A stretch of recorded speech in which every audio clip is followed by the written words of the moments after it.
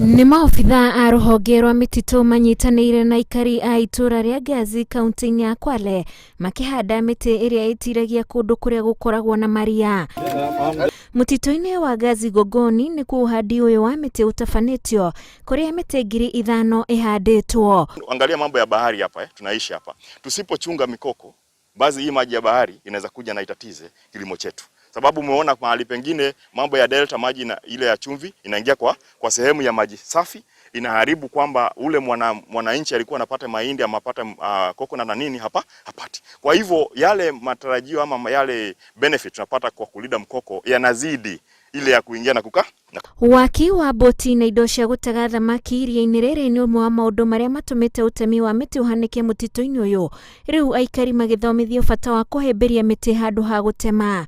Uko na programu kadhaa na kuna program ya mambo ya security ambayo na pia community development ambayo inasema kwamba wananchi ukiwapatia njia tofauti, alternative livelihoods za kufanya, hawatakuwa na shughuli ya kwenda kwa misitu, haswa pia wakipanda miti katika mashamba yao wenyewe. Nafikiria itakuwa haina haja kwenda kwa misitu. Mfano bora zaidi ni kupeleka ama kudonate furniture set katika mojawapo wa dispensary pale kwenye kijiji kimoja ambacho chaitwa Kiwegu.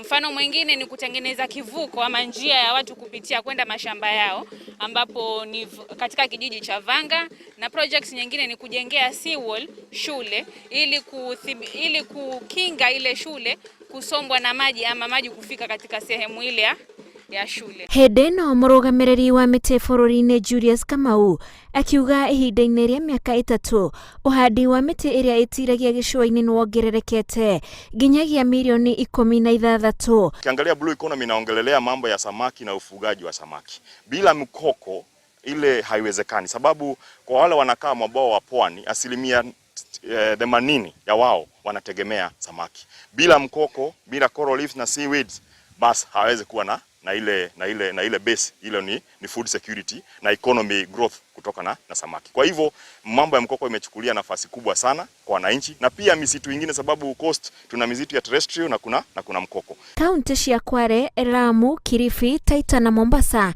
nĩ kũmwe gwa kũrĩa mĩtĩ ĩno ĩtiragia wega. Ngĩribotera Inooro TV, njĩtagwo Wanjikũ wa Kimani.